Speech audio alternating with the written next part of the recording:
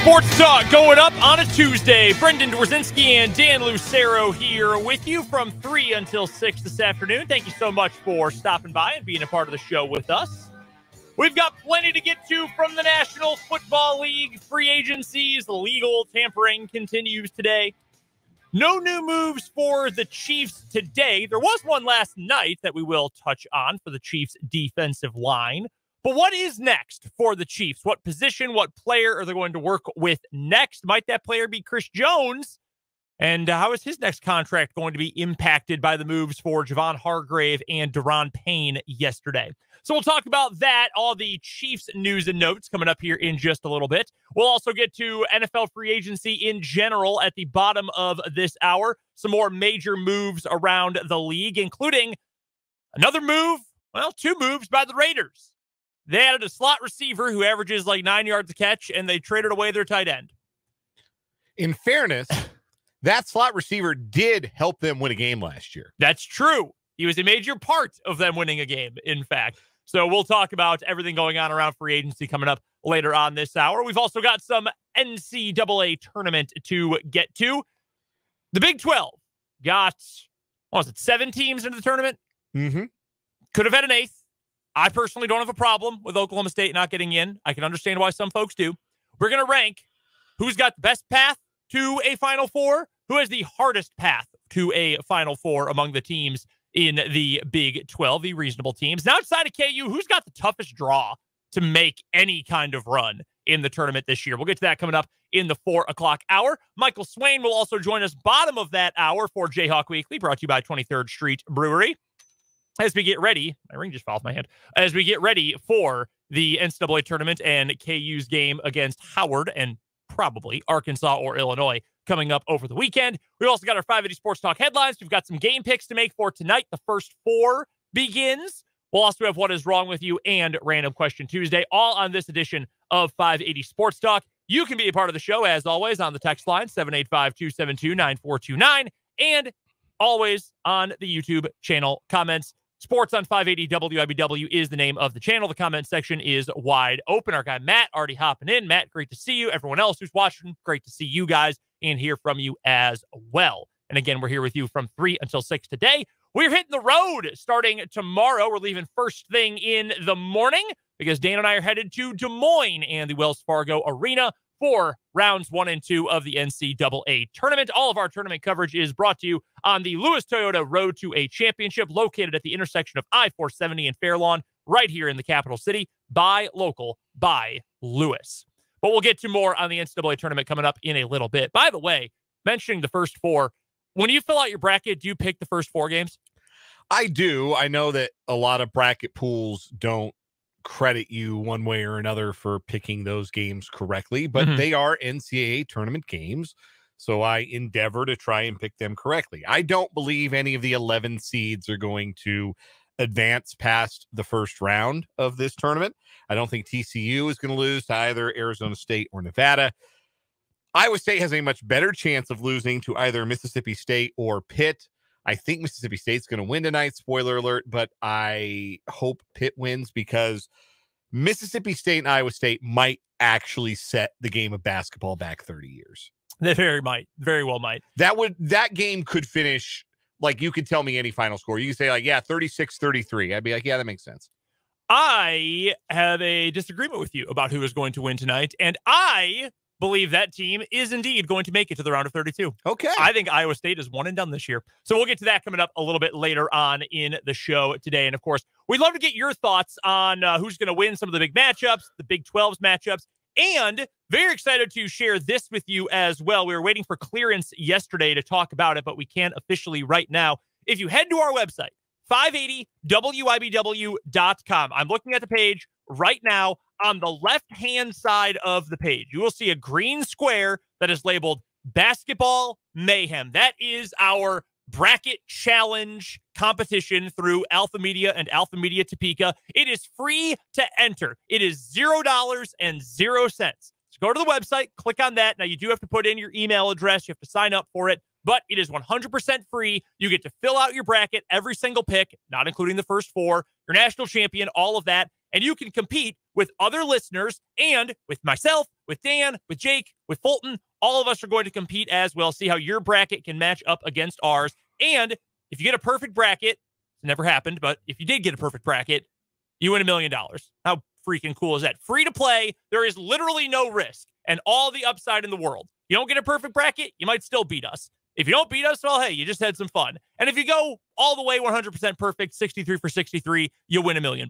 How can you beat that? Zero risk involved. That is, again, at our website, 580wibw.com, our basketball mayhem competition. We would love for you to be a part of it. We're trying to get as many people to be a part of the competition as possible. So really, so I can prove that I know my picks better than you do. And if you're annoyed by that comment, go sign up, and then you can try to beat me, and then it all works out for everybody. So again, that's at our website, 580wibw.com. Left side of the page, little green square, marked Basketball Mayhem. Click on that. You will be good to go.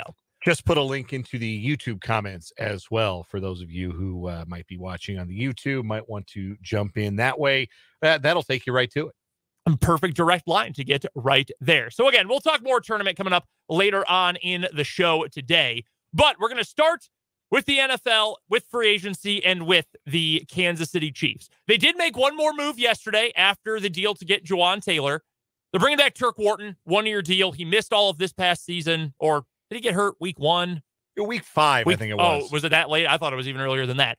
He missed the majority of the season due to an injury. Obviously unfortunate. It's a torn ACL. Yeah. And which is a real bummer for a guy who really bases his game on athleticism and explosion. But he'll be back this year, one-year deal. I like that. I like Wharton. I think he's a nice rotational interior guy. He's not a superstar, but he's a nice piece. And I think the Chiefs would behoove themselves to add more depth on that defensive line. They'll have to get an edge at some point, whether it's a starter through the draft, whether it is someone who they sign in free agency, whoever that might end up being. I think they need to add more pieces in general to that defensive line, just get as much depth as possible. I like bringing back Wharton. I think that's a no-brainer kind of move. That's kind of been the strategy for the Chiefs. At least it was in the last offseason. They brought in a lot of guys who were established, who were NFL veterans, and maybe they didn't play a whole lot or at all. But remember, they brought in Taylor Stallworth last year, who was a rotational piece from the Colts, and they brought him in free agency, and they brought Danny Shelton in training camp, and they added, oh my gosh, name is escaping me, but they brought in the big guy as a free agent, another big defensive tackle later on in the season. Brandon Williams. That's what I'm looking for. Thank you. Brought him in. This is not out of character for the Chiefs to decide, hey, we want to have, 5, 6 NFL caliber defensive tackles that we can, maybe one of them ends up on the practice squad. Maybe one of them ends up not making it through camp with us, but we want to have a lot of bodies at that position. And so this would seem to fit right in with that. Turk Wharton, before he got hurt, like the stats don't jump off the page for him, but he was a guy I felt like we were kind of talking about as somebody who looked to be improving, somebody who looked to kind of be flashing, as they say on the film. He had a sack and a tackle for a loss in the season opener against Arizona, so he'd made a really good first impression. And in the Tampa Bay game, put a couple of hits on Tom Brady. So he was coming off of that game, and then he got hurt real early after just 4 snaps against the Raiders. But the week before that, he had played 2/3 of the defensive snaps in that game against Tampa Bay, which tells you that they kind of viewed him, because if you recall that game, obviously a 41-31 Chiefs win, the Buccaneers threw it a bunch because they got down big and they couldn't run the ball worth a damn anyway. So they threw the ball a bunch. So Turk Wharton was a defensive tackle who contributed in the pass rush for the Chiefs. That is how they viewed him. He played a lot in that game, and I think his loss was a blow to the Chiefs defense. They were able to overcome it. Obviously, won the Super Bowl, but I really thought that Wharton had come on strong and was on the verge of becoming a pretty valuable piece before the injury. Now we need to see how he comes back from that injury. It's why he's on a 1-year, $2 million, essentially a prove-it deal, couch cushion money against the cap. But I'm excited to have him back because I do think there was a lot of growth there this last year. I think that one thing we probably don't talk about enough is just how good the position coaches for the Chiefs are, and in particular on the line. We talked yesterday about the Chiefs successfully moving Orlando Brown from right tackle to left tackle, and now they're planning to do the same thing with Jawan Taylor. And the reason that they have the confidence that they can do that is Andy Heck is their longtime offensive line coach, regarded as one of the very best in the game. Yep. On the other side of the ball, Joe Cullen is regarded as one of the best defensive line coaches in the game. To the point where when they signed him, they moved Brendan Daly, who's also been a very good position coach for a long time for championship teams. They moved his position to linebackers to make room for Joe Cullen. That's how well regarded he is. So I think that's a big advantage that the Chiefs have in terms of developing players and getting better football out of players as they go on in their careers. I think we've seen Colin Saunders develop under Joe Cullen, and certainly Chris Jones has become a guy now I think we start to talk about as having a legitimate Hall of Fame case when all is said and done. We start to talk about him in that regard because of some of the work he's put in with Joe Cullen. And Turk Wharton looked like for 4 games, he might have been exhibit A of that. A guy that, most of us were not even discussing when we talked about who's going to make the team at defensive tackle last year, to all of a sudden a pretty indispensable piece of that defensive tackle rotation. I don't see any reason he can't be that again next year, to be honest with you, particularly if the Chiefs lose Colin Saunders. And if you follow Colin Saunders on social media, he seems pretty prepared for the possibility that his next team is not going to be the Chiefs. I think that Wharton will have a fit and have a role for the Chiefs next year, provided that the knee heals appropriately and then he's ready to go for training camp. Yep, I would imagine that's the case too. And that's a draw, by the way, in free agency as well, knowing that you've got great position coaches and Chiefs players who are around right now who know guys who are available or going to become available. They think highly of the guys who are coaching them. They think very highly of Andy Reid. They think highly of Joe Cullen or Andy Heck or whoever else is on the staff. Those guys get a lot of attention, a lot of positive attention from the players, and that means something. That is an extremely valuable piece. And yeah, having Joe Cullen around, that's the reason why Brandon Williams signed with the team midway or beyond midway through last season, because he played for so long with Joe Cullen in Baltimore. Those connections, obviously a very big deal. So I'm happy with that. I've got absolutely no problem with bringing back Turk Wharton. I think it's a smart move. It's 1 year. There's no bad 1 year deals. Totally fine move there.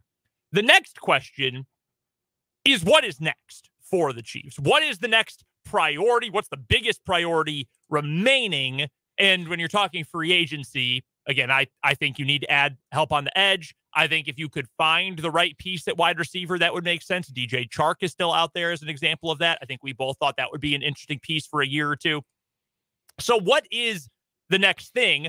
Or alternately, it might not be going out and signing someone new. Maybe the next most important thing is signing Chris Jones and getting his extension done. Like we talked about the other day, the Chiefs have made it pretty clear. If you're a veteran they want to keep around, they're going to give you the extension before you hit your lame duck year. If they are saying, nah, we're good, we're going to move on, they will let you play that year out. Look at Orlando Brown. Look at Tyrann Mathieu as the 2 most recent examples of that, one in each of the last 2 years.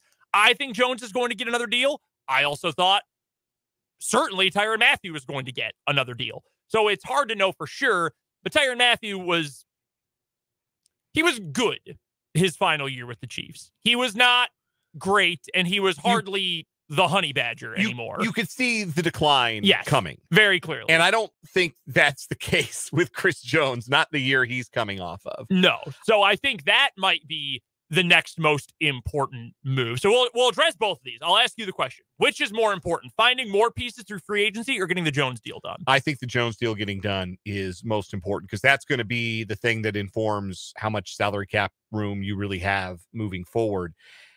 I think that there are 2 markets. The Jets just signed Alan Lazard to a 4-year contract. Okay, so let me get to the point I was going to make. Sorry. I just saw that too. Oh my God. Your reaction was delightful to me. Your reaction fills me with joy. So there's 2 free agent markets that I think the Chiefs are eyeing very closely this offseason. Number one being the market at defensive tackle. That's kind of been set. We saw Deron Payne get his deal from Washington. We saw what Javon Hargrave got in free agency with the 49ers. Now there's a market set for elite defensive tackles, and the Chiefs can go to Chris Jones. Chris Jones can go to the Chiefs with that framework and kind of work within, okay, this is what the market says you're worth, essentially. Let's go from there. The other position that I think the Chiefs are eyeballing the market on is wide receiver, because I think that's going to inform, do they put together a package to keep Juju Smith-Schuster around long term, or do they look in another direction? Now that Allen Lazard is getting $22 million guaranteed, dog. What? I like Lazard, but come on, man. That is that blue check real, Jordan Schultz? Yeah, that's for real, for real. That's a verified account. He's not paying for it. No, I got TweetDeck. I got the real verified one showing here. Yeah. 22 million, 11 million a year, 22 million guaranteed. Well, he's a good dude and he's a good player, but I don't think he's that good of a player. Holy cow. Like, it's not the market buster that the Christian Kirk deal was last year, but that is a bit of a head scratcher. Also, it's going to be extremely funny when the Jets sign all of Aaron Rodgers' friends and then Aaron Rodgers decides they don't want to play football anymore. Like, they have to sign Lazard, Randall Cobb, and probably Mercedes Lewis. And then also Aaron Rodgers. They've been linked to all of those guys. Which, like, look, I don't blame Aaron Rodgers. I'm not mad at Aaron Rodgers for any of this. I also would, I'd love to go call my three best friends and say, hey, come do the show with Dan and I. Like, we're just going to hang out all day. We're just going to talk sports and hang out all day. It's going to be great. And I'm going to get one of you $22 million. Yeah, there's that part too. And if the boss says, all right, yeah, bring the whole squad in. Yeah, Dan, you call some of your friends from Denver. Everybody come in. That's not my problem. That's cool. Thanks. That ain't my fault. Oh, I'm so tired already of talking about Aaron Rodgers. Oh, man, that's he himself extremely funny. Hasn't even done anything. But anyway, so I think the Chiefs now, can you even consider the Lazard deal a market setter at wide receiver? Like, I don't, maybe? The class is so bad. And teams know that it is so bad that, the market is going to end up being so weak that it might be the market setter. So, that's probably what you're looking at for Juju, right? Like 10, 11 a year. So Jacoby Myers got 11 million a year earlier today. Jacoby Myers, formerly of the Patriots, got 11 million a year from the Raiders. 3 years, 33 million, 21 guaranteed. So now you're 4 years, 44, same annual value, exact same annual value for Lazard with 22 million guaranteed. So both of them are essentially like 2-year deals. Robert Woods got 2 for 15.25, but he's an older player. Mm-hmm. I don't think that's really analogous. So yeah, I guess it kind of feels like 11 million a year is probably the starting point. If I'm Juju Smith-Schuster's agent, mm-hmm. I'm probably looking for something maybe even a little bit more than that 11 million. Because if Juju Smith-Schuster is my client, I am of the belief that he's a better player than Jacoby Myers, and he's a better player than Allen Lazard. Yes, those are all accurate, I think. So Juju this year, by the way, if you just want to do the basic comparison of statistics, Juju in the 22 season, wow, that's a lot of ooh sounds. He ended up playing 16 games, 78 catches, 933 yards, 3 touchdowns. As a wide receiver 1. Lazard, 60 catches, 788 yards, 6 touchdowns in 15 games. If I'm Juju, I'm saying, yeah, I deserve at least that much money. Yeah. I'm looking at 12 plus probably.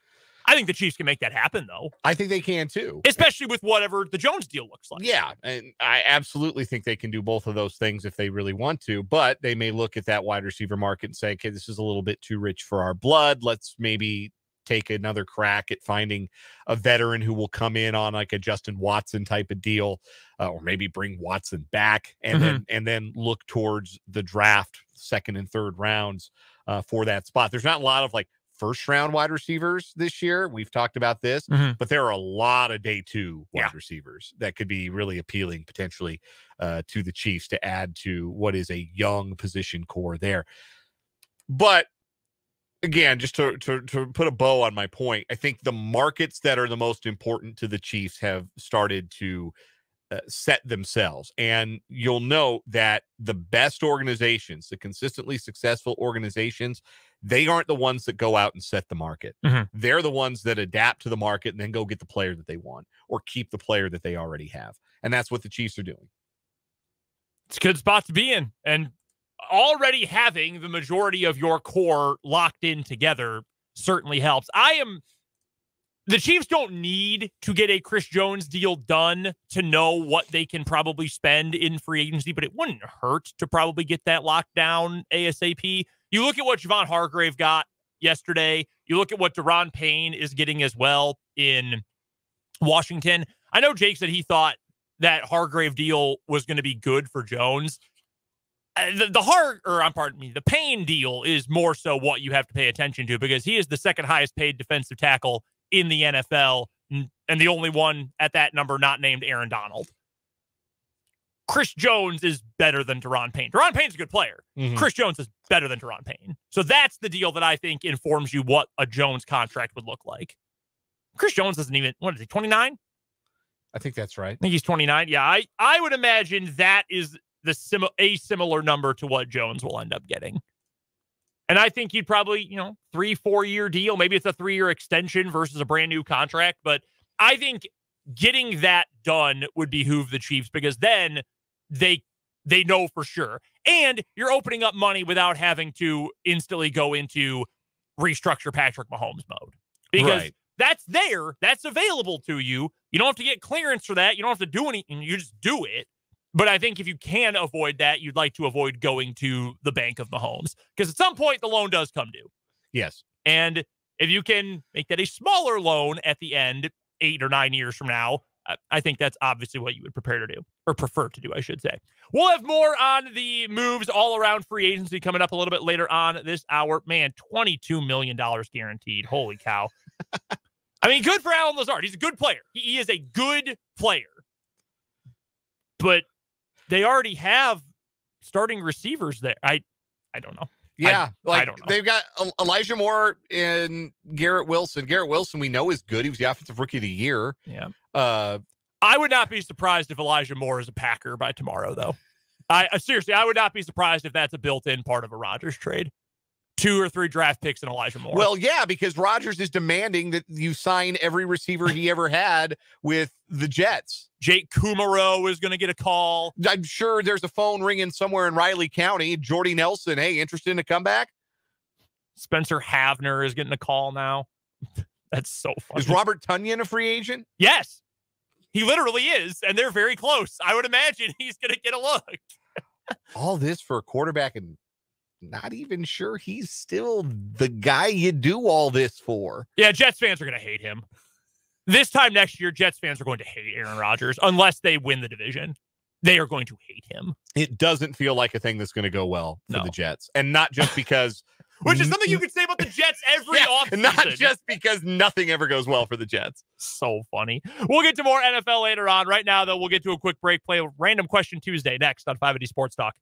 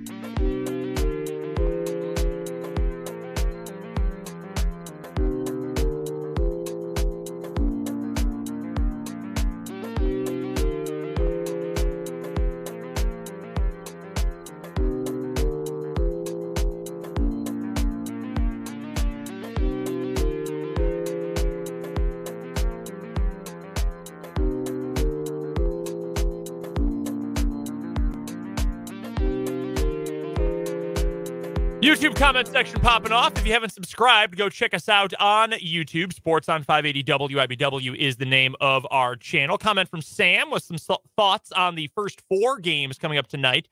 Says SEMO and Pitt for sure tonight based on the pace of play and bench points. Games should not even be close. Slow teams struggle in March. Yep. That is for sure. Pitt definitely plays at a faster pace than Mississippi State. Yeah. Mississippi State plays at a snail's pace. So Texas A&M Corpus Christi, I think, is just a lot better than SEMO, but they are also without their best guard. Which is significant. A bit of a problem, potentially. Mississippi State, by the way, is 334th in the nation in pace, according to Ken Pom. 334th. Do you know how many teams in the tournament have a lower pace than them? Actually, amazingly, there are 4. Houston, Northern Kentucky, St. Mary's, and your friends at Virginia. Houston plays Northern Kentucky in the first round. That is going to be gross. 61-43 final. Lock it up. Ugh, that is going to be horrific. PU. We'll talk more tournament coming up in just a little bit. Right now, time for some Random Question Tuesday. I'll give you an NFL question here. Who's going to be the worst team in the NFL next season? The Arizona Cardinals. That's where I'm leaning as well. The Raiders are going to be just a little bit too good to be at that level. Like, they should beat the bottom feeders. I don't exactly know who they're playing next year. I haven't looked, but I kind of think it might be the Cardinals too. I also do not think it is out of the realm of possibility that the Colts are in that position. We'll have to see what they do at quarterback, obviously. Yeah. The Rams are going to be stinky. Real stinky. Like, are we sure Matthew Stafford's going to play? I'm not. I don't know how you could be. Oh, yeah, you got a good old broken neck or spinal injury or whatever. Yeah, come right on back. They're letting go of everything that isn't nailed down. Their offense, their only offense is Stafford to Kupp, and Kupp obviously got hurt last year. They could be really bad. Those two teams might be the worst in the NFC by some distance, the Rams and the Cardinals. The Texans will be interesting because I think they got a real head coach now, like not a lame duck. I'm here for 1 year so you can look good and then fire me. And they got a real head coach and they're going to get a quarterback. Maybe that makes them a little more interesting. The Cardinals don't have anything, though. Like, there's nothing there. They got nothing going for them. They can't even say, well, we got Kyler. Well, you don't. He's not going to play most, if not all, the season. So, no, I think they are right there going to be among the worst. You know he's not rushing back. Rehab's double XP weekend. I'm not on this rehab. Oh, my God. Yeah, that's going to get ugly. Would not be surprised if they don't make many moves over the next 24 to 48 hours. Who would want to go? No one. I think Kelvin Beachum re-signed with them. Like, okay, you brought back a lineman. I would imagine that's about it. NCAA tournament starts this week. What is the furthest you have ever gone to watch the tournament? Not in terms of like travel location. Yeah. I mean like the most you've done to make sure that you can be in front of a screen that has the games on. I've shared this story. Well, I've been very blessed the last several years to get to travel to the tournament and get to see it in person. I've shared this story many times before. It's one of my favorites. But when I was in high school, my sophomore year, I had French last period of the day. And we were in the computer lab we were supposed to study for something. We had an oral exam or something that week. I don't even remember what it was. But we were supposed to be on the computers studying and doing digital flashcards and whatever. We all just went to the CBS website and just were live streaming all the games, probably some through illicit streams too that we weren't supposed to be on at school.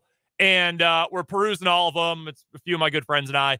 And our teacher comes in and he says, like, oh my God. And he yells at us in French. And he says, you guys are supposed to be studying. You've got a big test tomorrow. You can't be watching games. Turn off the games. Han.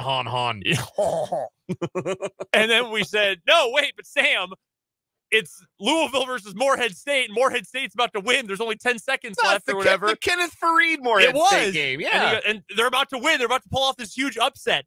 and his face just drops and goes ghost white, and he says, "Oh no, I picked Louisville to win." And he pulls over a chair and he sits down with us and watches the end of the game. And then they lost, and he was not in a very good mood at all after that. And then the bell rang and we were done. So yeah, I was more than happy to occasionally skirt the rules at school to watch a sporting event, and the tournament qualified every year. In middle school, I remember one year we had there was a bit of snow that kept everybody inside for recess instead of going outside in the cold and snow. There were rules.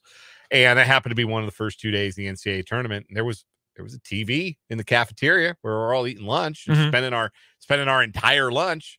And I talked somebody into putting the game on the TV.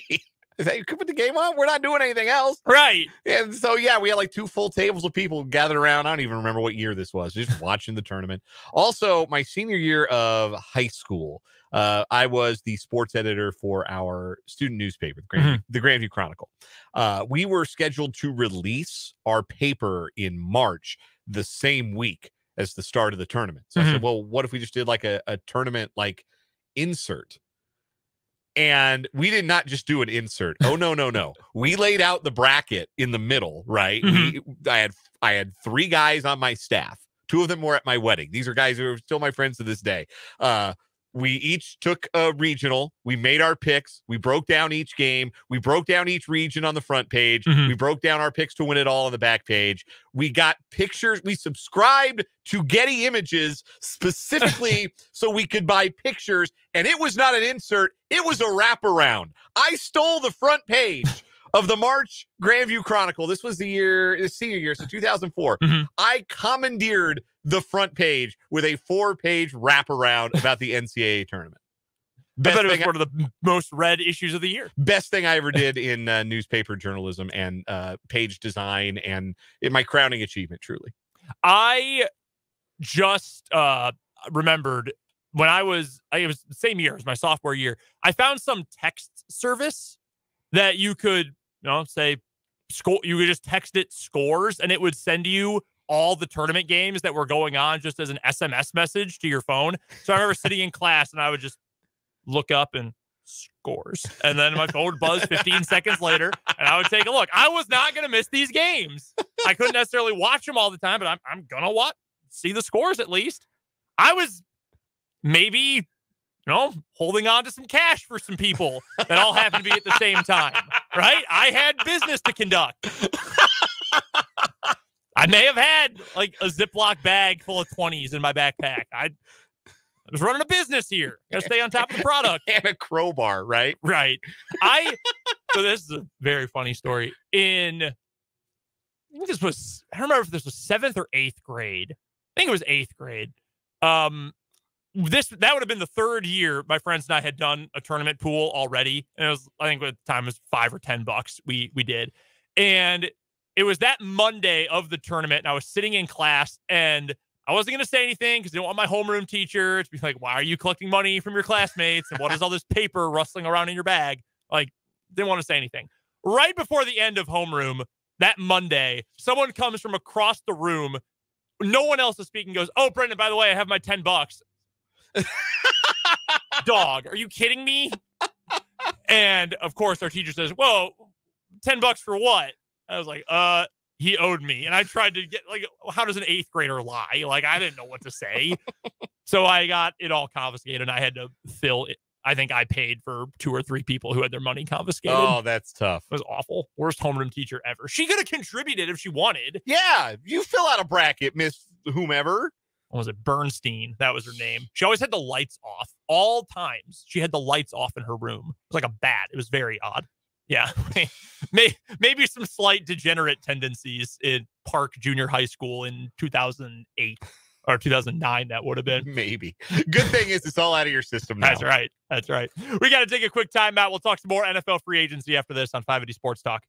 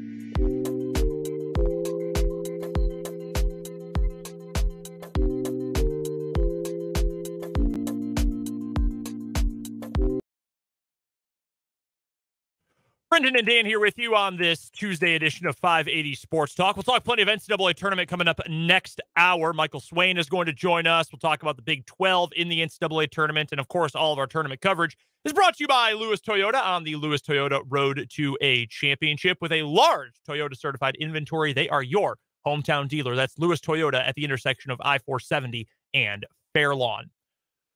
Not a ton of news today relative to yesterday in terms of free agent signings or expected free agent signings around the NFL. We've got a couple more in the AFC West to get to. The Raiders signed Jacoby Myers, formerly of the New England Patriots, who famously threw the ball over Mac Jones's head and cost the Patriots a game this year against the Raiders in Vegas.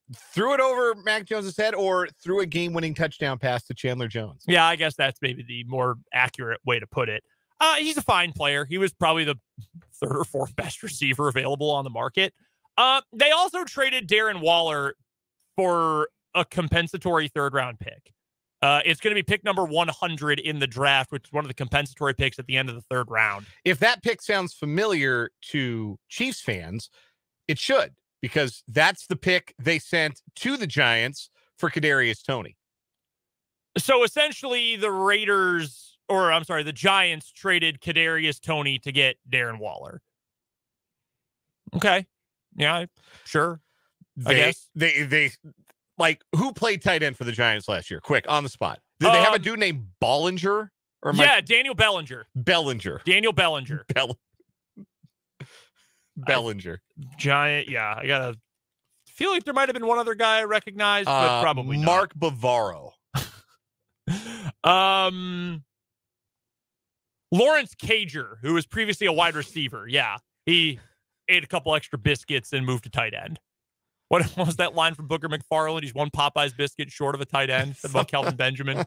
Incredible.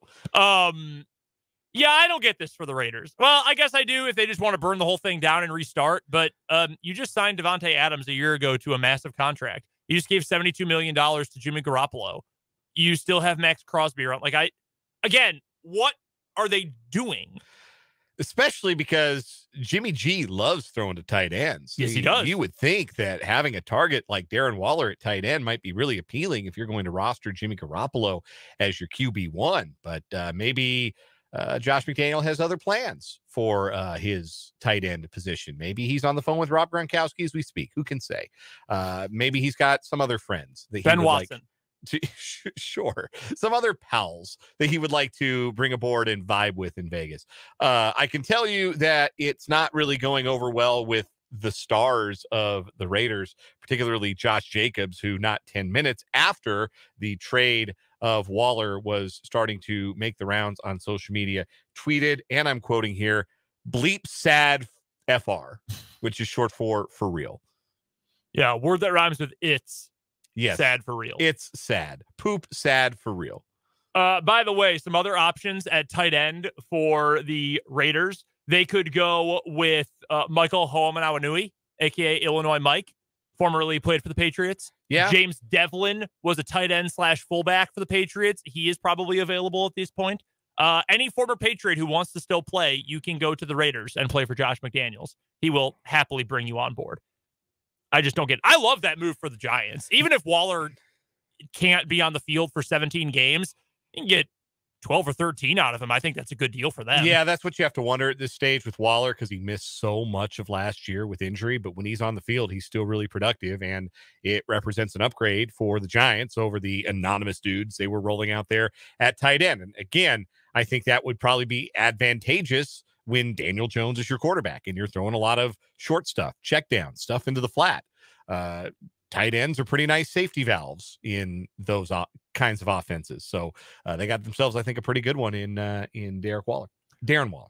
Other moves today that are notable, the Broncos, they signed Zach Allen, defensive lineman, formerly of the Arizona Cardinals. They lost Draymond Jones to the Seahawks, which I love that move for Seattle. I thought that was a great addition. Yeah, Seattle spending big on day one of free agency is not something that they've done historically. They're content to usually sit the free agent process out for the first few days with John Schneider and Pete Carroll in charge, but they couldn't sit back and wait to add pass rushing talent because they could not rush the passer last year. And Draymond Jones was about as good an interior pass rusher as there was in the league last season for the Broncos, and will probably be the best interior pass rusher the Seahawks have rostered since Michael Bennett. So, yeah, really good signing, I think, for Seattle. We just talked about two of the worst teams in the NFC, probably being the Cardinals and the Rams. Like, the door is wide open for the Seahawks to return to the playoffs. They got to get a lot better if they really want to challenge the 49ers at the top of that division. But then again, the 49ers might be starting Sam Darnold for a stretch of games next year. So who's to say that's not a winnable division for Geno Smith and company? So, good move for Seattle. As far as Zach Allen goes, stat-wise, pretty similar player to Draymond Jones and has the advantage of having worked with Vance Joseph, who, of course, is the new Broncos defensive coordinator. He was in Arizona the last couple of years. So kind of a like-for-like replacement. I think Jones is getting more guaranteed. I can double-check that. I think so. I believe you're correct about that. And he should, honestly. So, yeah. Actually, no. Allen is getting more guaranteed. It's really? It's more average annual value for Draymond Jones. Okay. 3-year deals for both guys. Draymond Jones' average annual value is a shade over $17 million, while Allen comes in at under 16. But Allen's getting 32.5 guaranteed. Draymond Jones getting 30. So matter of degrees. There's an out for the Seahawks after 1 year. There's an out for the Broncos with Allen after 2. Other news we can get to, Taylor Heineke is moving on to Atlanta. He will back up Desmond Ridder, and the Falcons could do worse in that department. Also, as we mentioned at the top of the show when the news broke, Allen Lazard is going to the Jets. 4 years, $44 million overall. $22 million of that is guaranteed. I mean, I'm happy for him. You see a guy who's an undrafted free agent. We saw him in college. He was a stud at Iowa State. Undrafted free agent, didn't catch on with the Jaguars, ends up in Green Bay, really endears himself to Aaron Rodgers, has a nice career, and now he's getting paid, and that's good for him. That's a really cool story. He's a good dude, good player. I'm surprised they gave him that money, but in a weak year for free agents, and if that's going to be what it takes to get Aaron Rodgers in a trade, then I guess that's what you have to do. I would imagine we at this point probably don't know what the Rodgers trade looks like until the start of the new league year tomorrow, because it can't become official until then anyway. So they've still got another 23 hours and 7 minutes to get a deal done before the league year officially starts. I would imagine at this point, that's when it'll break, right as the new league year begins. It's happening though. Rodgers will be a Jet. Yeah, that's the way the tea leaves are reading. That's for sure. It is very funny though that they are just kowtowing to whatever he wants at this point. I want Randall Cobb. Okay, good. I want a long-term deal for Allen Lazard. Got it. I want big dog Mercedes Lewis. You've got it. I want a hot dog. I want a cheeseburger. That's pretty much what it is. I want 2 cheeseburgers. Pretty much what it is. He is the Spalding Smales of NFL quarterbacks. I saw this was a Packers fan account tweeted this out, and it's making the rounds on Twitter now. Aaron Rodgers is now the quarterback of the Packers, the owner of the Bears, and the GM of the Jets all at the same time. Which is true. That is exactly true. That's a good line. This is going to fail for the Jets. This is not going to work. No. And I mean, I guess there are degrees of working. Yeah, like can they make the playoffs with Aaron Rodgers next year? Yeah, probably. Also, Aaron Rodgers didn't make the playoffs last year.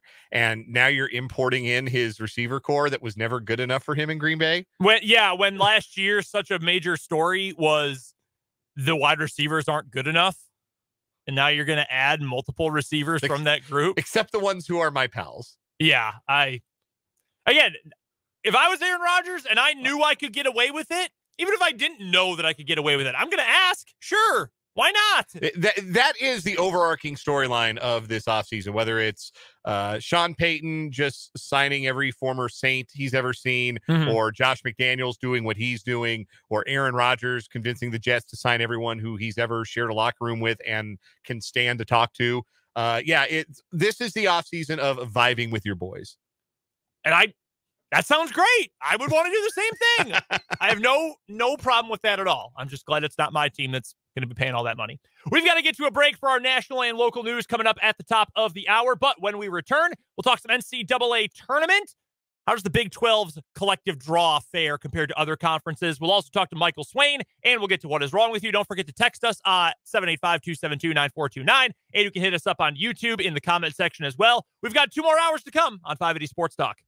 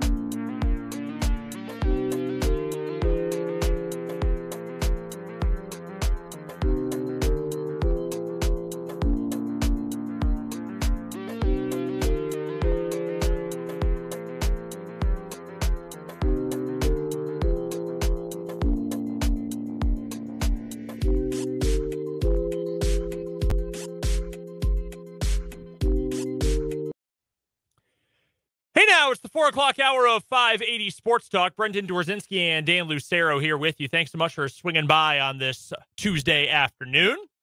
If you missed any of the first hour of the show, head to our website, 580wibw.com. Hover over the podcasts tab and then click on 580 Sports Talk. That's where you'll find the hour-by-hour breakdown of the show. We've got a lot of NCAA tournament news and thoughts to get to coming up here in this 4 o'clock hour, including our chat with Michael Swain of Fog.net for Jayhawk Weekly, brought to you by 23rd Street Brewery in Lawrence. Got some breaking NFL news here. Big NFL trade. Yes, indeed we do. The Indianapolis Colts are sending cornerback Stephon Gilmore to the Dallas Cowboys. How much does Gilmore have left? That's the big question, right? Yeah. The Colts are getting a 5th-round comp pick in return. That's not a lot. No. And look, I mean, if he's your 3rd corner, you're probably doing pretty well. You're probably in a really good spot. If you're starting him, I don't know. Like starter on the edge kind of stuff. I'm not sure how well that works out. I don't even know what the Cowboys depth chart is going to look like at corner opposite Trevon Diggs. Looks like it would be at the moment Anthony Brown if he's still under contract. Yeah, I mean, I think a lot of teams. Anthony Brown is a free agent. He is a free agent. Okay, well, then maybe Gilmore is going to end up starting. That's interesting. I'm very curious what the Colts are going to do in this draft. A comp 5th-round pick is essentially a 6th-rounder. That's interesting to me. I don't know what the Colts are going to end up doing. Jim Irsay was wilding out again today. He was posting clips from South Park. Yes, I saw that. Yeah, he's something else, man. He is truly something else. That is an interesting move. So clearly teams are willing to get trades done before the start of the league year tomorrow. So maybe a certain quarterback is indeed going to get moved in the next 24 hours. Guess we'll find out. We will talk more NFL coming up in our headlines a little bit later on today. But let's get to the NCAA tournament. Our NCAA tournament coverage is brought to you, as always, during this 2023 year by Lewis Toyota on the Lewis Toyota Road to a Championship. You can find them at the intersection of I-470 and Fairlawn. Then get your oil changes done in under an hour. That is incredibly useful for folks who have a lot going on like Dan and I do.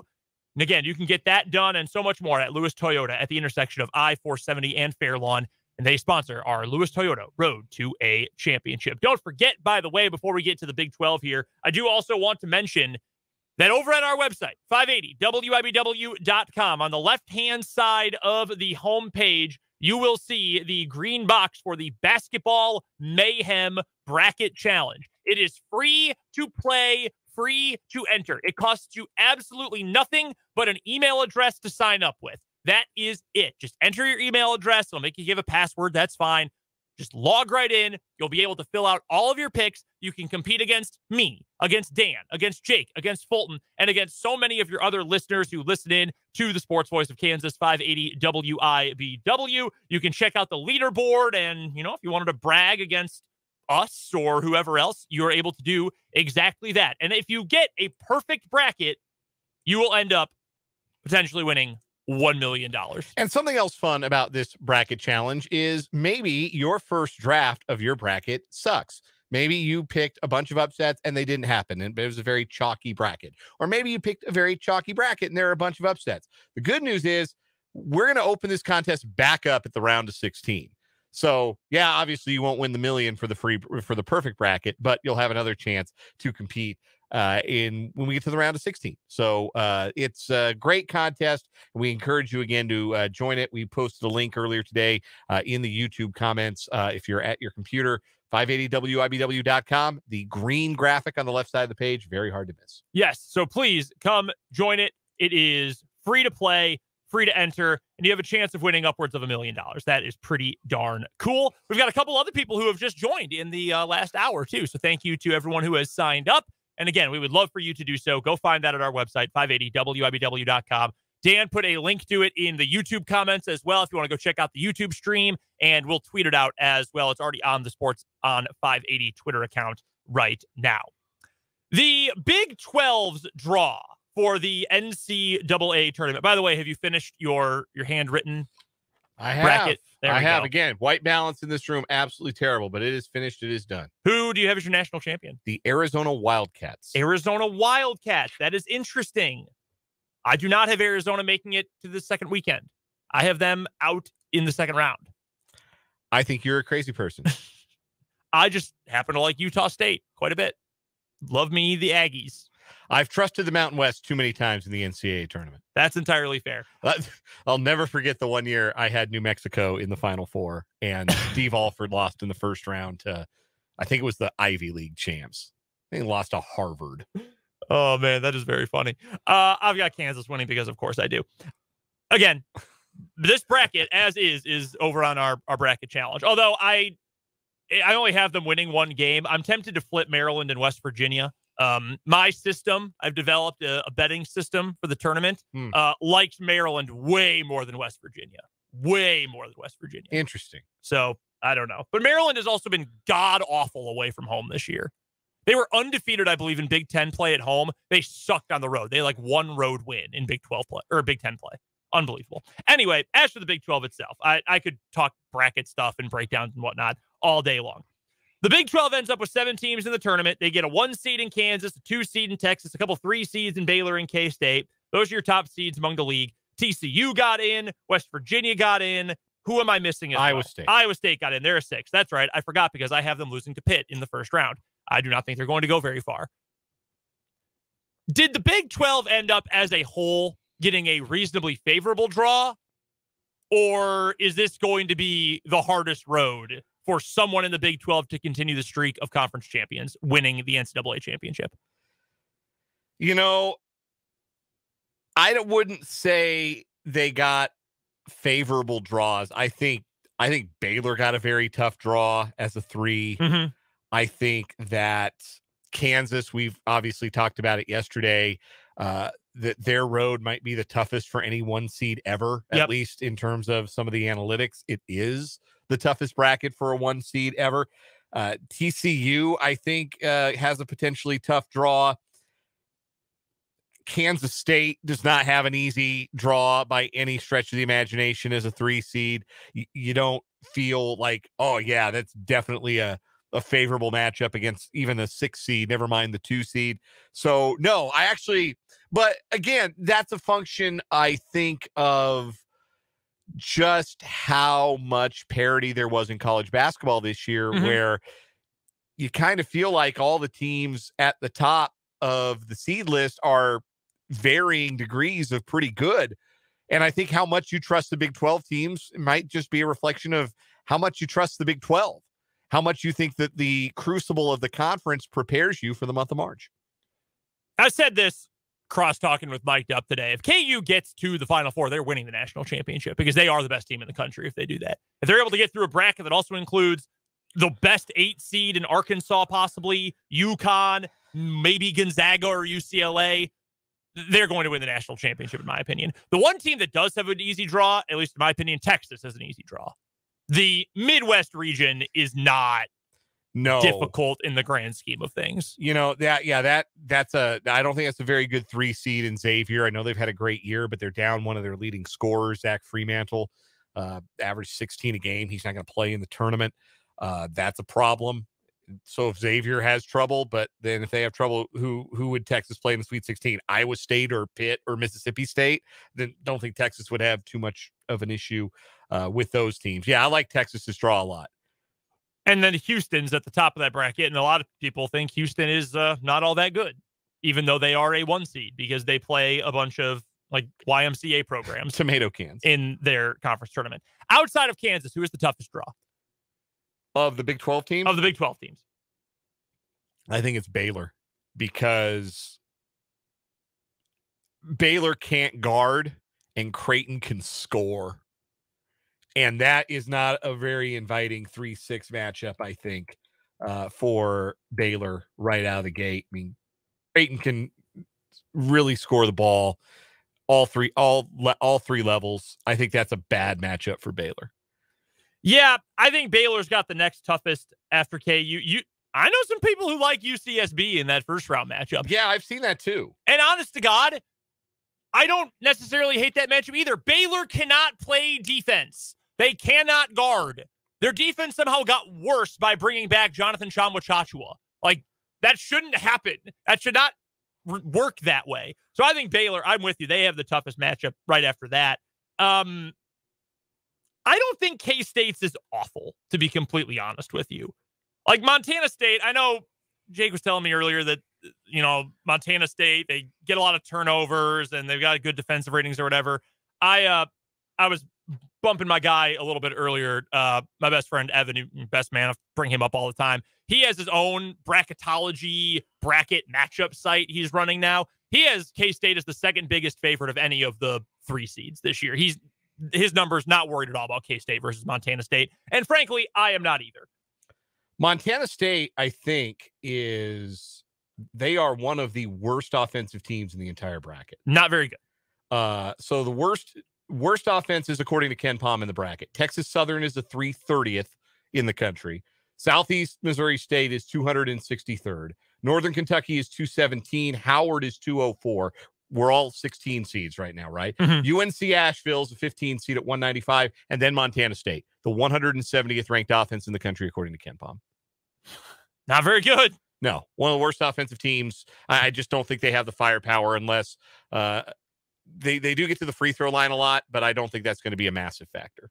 No, I really don't think it is going to be either. Yeah, I mean, they're in the 200s pretty much no matter where you look in terms of their offensive quality. Yeah, Kentucky is one of those teams that I think we fear based off of reputation. And they've got athletes. They've got some size. Shibwe, in theory, is a difficult matchup, but Oscar did not have a good conference season. He really did not. I thought he was overrated getting second-team All-America today. I really did. Cason Wallace is a nice player. Severe Wheeler, if he's healthy enough to play. Lonzo Reeves play well for them down the stretch. Yeah, but they got some okay. But it's also not like they're running out John Wall or Malik Monk or Anthony Davis or any of these superstars Fox. they've had. Yeah, right. Like this Kentucky team is not that Kentucky team. And the fact that they went 21-11 and lost to South Carolina this year ought to say as much. Like, yes, like for a single matchup, is it scary to think, Shibwe could go for like 20-16 and just wreck a game and really make it hard for Kansas State to get stops? Sure. But on the other end, it's not a great defensive team. Kentucky's 71st in the country in defense, according to Ken Palm. Our guy Sam in the YouTube comments said, watch Montana State highlights, talk about YMCA teams. That's funny. That's mean, but that's very funny. Yeah, I like K-State as a Sweet 16 team. I do too. I hate the Marquette matchup in the Sweet 16. I do not like that at all. No, I agree. Because Marquette is a turnover forcing machine. And Kansas State is a turnover generating machine. And as we've said all season, I mean, that is the number one fatal flaw for K-State. Yes. The thing that when they get beat will be the thing that gets them beat. Yeah. And that's what makes them, I think, an understandable upset candidate for a lot of people who are filling out a bracket that, they turn it over so much. And I get it because you have a bad day, taking care of the ball. Montana State just forces a lot of turnovers, whatever. K-State could be victimized in the first round, but I think they've just got too much firepower. They're not going to get knocked off in the first round. And I think talent-wise, who is more talented right now? Like top end, your top 3 players versus top 3 players. How big is the talent gap between K-State and Kentucky? Not all that big. No, I don't think so either. Not all that big. Honestly, it's probably smaller even than that 2018 matchup when K-State beat Kentucky to advance on in the NCAA tournament. Here's the other thing about the turnovers for Kansas State, because they go into the tournament having turned it over 20 times exactly in their last 2 games, TCU and West Virginia. And those 2 teams beat them, and those 2 teams force a lot of turnovers. That's kind of their stock in trade. They play that high pressure defense. They press you with their wings. They force you into a lot of turnovers. In the 5 games before that, Kansas State turned the ball over 14, 11, 7, 16, and 12 times. Not terrible. No, like you can win if you're like get back in the napkin math here. That's averaging about 13 a game, 12 a game there in that stretch. You win a game. That's probably about average to maybe even slightly below average for a college basketball team. 12 turnovers per game. Like if they could keep it manageable, and they have proven down the stretch that they are capable, particularly after they moved Desi Sills into the starting lineup, then I think they'll be fine. I think I like I said, it is a flaw that they have, and it can be the thing that bites them. But I think they're also capable of keeping it in check. I just went back to the 2018 Kentucky team that K-State beat in the NCAA tournament. Like, that team had a bunch of NBA players on it. PJ Washington, Kevin Knox, who's not very good in the NBA, but still. Hamidou Diallo, Shai Gilgeous-Alexander, who is like budding on superstar in the NBA now. Jared Vanderbilt was on that team. Wenyen Gabriel's in the NBA now. Like, that team had a lot of talent. K-State beat them with a far worse tournament style of basketball. Like, Dean Wade, Barry Brown, those are all-time great K-State players. Dean Wade barely played. Yeah, he was hurt at the time.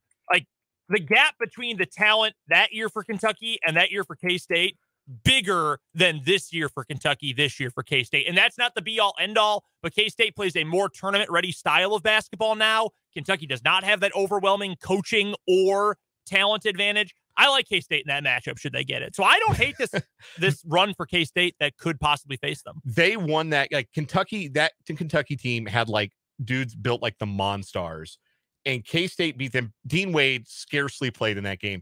Down the stretch, they played Xavier Sneed at center, and the biggest rebound of that game was brought in by Ahmad Wainwright, who was all of 6'2". Yeah, like.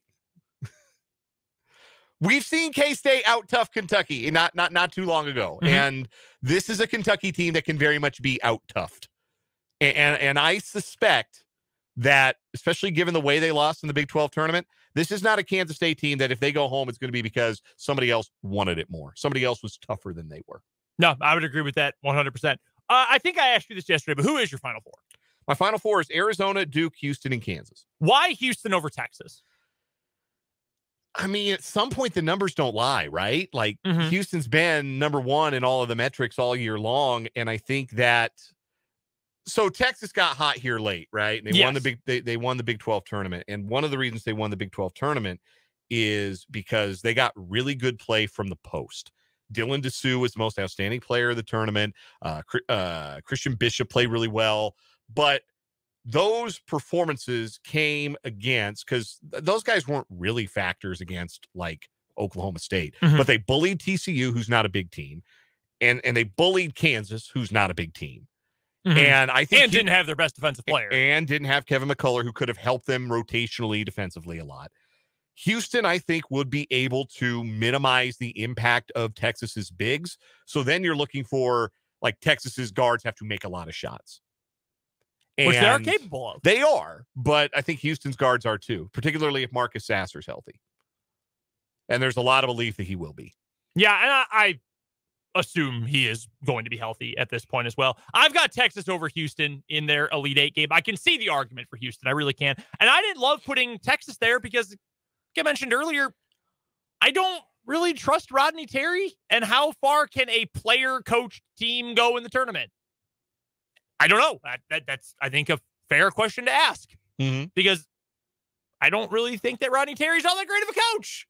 And it's not his fault, but it is what it is. And when you've got players taking the clipboard and taking the whiteboard and writing plays down during games in crunch time, not the coach, that doesn't really speak all that highly of that coach to me. So I have Texas in the Final Four. I don't really like having them there. I would not be surprised if they got knocked off earlier, because as good as they are defensively, I do worry about games where Marcus Carr says it's Marcus Carr time and just goes nuts, because he is able to do that. He has a propensity to sometimes say, I am going to win this game 1-on-5. If you end up in a game like that, do you have what it's going to take to overcome said struggles? Like, are you going to get 28, 30 points from the post in a game where you might need that to outlast somebody? Like, I like their road there. I think they get to the Elite Eight without breaking much of a sweat, but I think Houston's good enough to where if Texas doesn't get those big numbers from the post, then they might not win. If you ended up with chalk in the bottom part of the West Regional, so if you're playing along at home, that's the bottom right corner of your bracket. The Kansas Regional. If you end up with a TCU Gonzaga game. hardest game on the bracket for me to pick, and I'm not kidding. Okay, so that's what I was going to get to there, because Gonzaga has been playing a lot better of late, really since they lost to St. Mary's. Yeah, like they've turned it around. For the last month, they've been the second best offensive team in college basketball. They've got experience inside with Timmy. And Julian Strawther. They've got talent, if not crazy elite talent like they've had in the recent past at the guard spot. Yeah, they don't have a superstar point. Like, they don't have a Jalen Suggs type or a Andrew Nemhard type running the point. But Nolan Hickman's played better in the last month. Yep. They've been the last couple of games they've played against very tough teams. They've wiped the floor with St. Mary's. Yeah. There's a good team with good players and a great coach in Randy Bennett. Gonzaga has smoked them the last 2 times they've played, including a game on the road. The TCU matchup comes down, like, I could see it going either of these 2 ways. And the first of those ways is TCU's not big enough to do anything with Drew Timme, who's playing great basketball, who's made deep runs in the NCAA tournament, and TCU doesn't really have anybody to guard him. Mm-hmm. And Gonzaga can get the ball inside. If TCU descends on Timme, he's actually posting career-high numbers in assists. Like, he can get the ball out of the post, too. He's not a black hole. He can get the ball out of the post, and he can get it to guys who are shooting the ball really well over the last month. But the other thing is TCU's guards are a lot better than Gonzaga's guards. Yes. And I could see the TCU guards just dictating the tempo, dictating the pace, forcing a bunch of turnovers, getting out and running, and making it not such a big deal that every other possession Gonzaga's going to get a free money basket with Timme posting up a smaller defender. So I had a lot of trouble picking that game. I eventually went with Gonzaga. I have them to the Elite Eight because I think they're going to beat UCLA, because I think UCLA missing Jalen Clark is a huge deal. Yep. And then I have Kansas beating Gonzaga. Better guards. If you end up with TCU Gonzaga, real quick answer here. Who's the best player on the floor? Is it Mike Miles or is it Drew Timme? Excuse me. I think the answer to that question probably dictates who wins the game, right? I think you're right. I think it absolutely did. If it is Mike Miles, I think TCU can win that game. I absolutely think they can. We'll talk more tournament later this hour with Michael Swain, but first, we've got some What Is Wrong With You to get to here on 580 Sports Talk.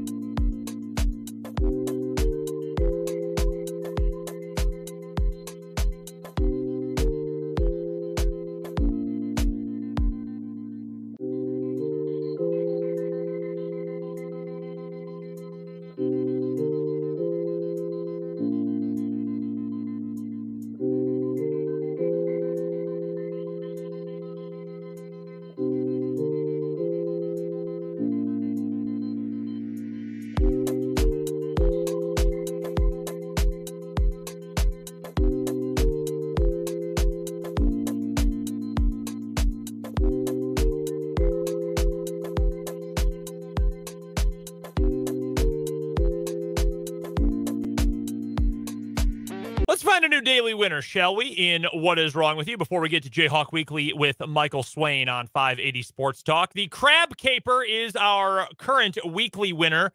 A gentleman in Florida who tried to rob or commit fraud to steal $432,000 worth of Russian king crab. Very funny. Full Jameis Winston, except not that kind of Jameis Winston. We love a good food caper. We really do. Wrong with you? Really do. You're up first today, Dan. We go to Scotland, where a desperate man tried to rob a teenager who had just withdrawn money from an ATM. It was his own son. 45-year-old pounced at an ATM in Glasgow's Cranhill on November 19th of last year. The 17-year-old victim had used the cash machine close to his home to withdraw 10 pounds. He saw a hooded man dressed in dark clothing with a snood over his face lurking nearby. As he put his card in his pocket and took the cash from the machine, he turned left and felt something against the left side of his face. He was pinned up against the wall by the neck, and the boy felt a large kitchen knife pressed against his face. The accused stated, "Give me it now."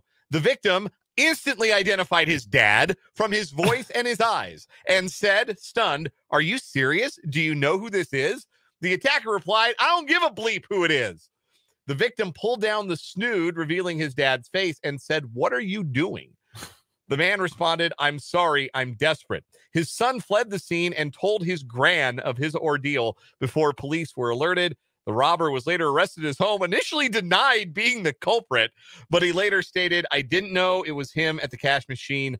I done it. I will do the time for it." I can hear the thick Scottish accent, too. I know. I'm not going to insult the Scottish by attempting a Scottish brogue here on this segment. He pled guilty to a charge of attempting to rob the victim and admitted possession of a knife in a public place. The defense attorney told the court his mother, brother, and son are all extremely angry at him, and he was put in jail for 26 months. Wow. For robbing his own son at knife point. If I was the son, I'd want even more, honestly. Yeah. Screw this guy. Only 26 months? You put a knife to my face. And then you said it wasn't you. You had the nerve to deny it at first. That's bad. That's really, really good. Good story, bad situation. My story today will take us to Memphis, where a would-be carjacker experienced a major fail after he stole a car at gunpoint in an East Memphis driveway and then crashed it a few feet away. The 22-year-old victim watched as a carjacker backed into a utility pole and got stuck.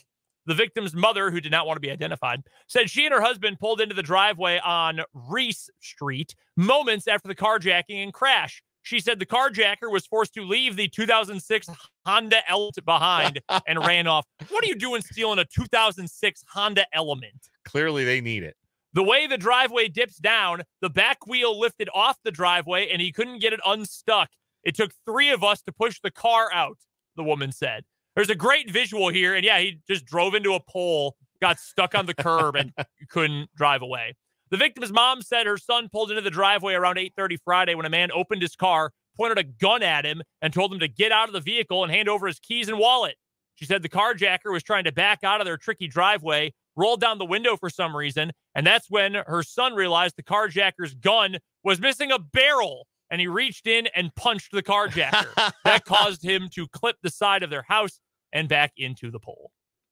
I don't want people to think they can fight somebody, but my son said he was really distracted, the woman said. The car is fine and had a big scrape on the back bumper, and there's a dent in the bumper where it hit the electrical pole. Just drove right into some shrubbery.